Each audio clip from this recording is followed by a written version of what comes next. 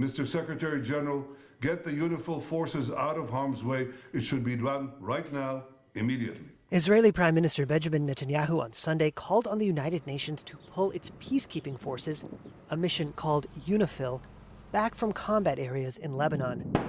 The UN peacekeeping mission is facing new pressure as Israeli forces ramp up air and ground operations against Iranian-backed Hezbollah fighters who have fired rockets and artillery into northern Israel for more than a year.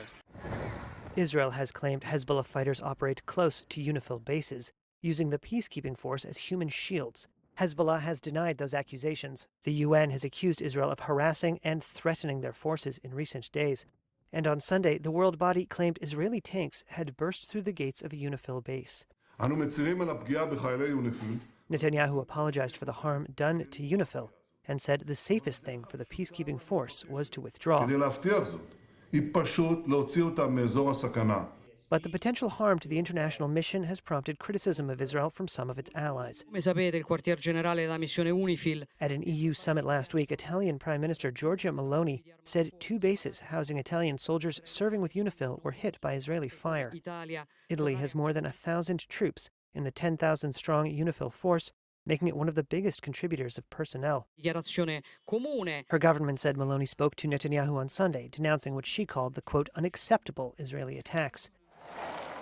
She was not the only one in Rome to speak up for UNIFIL.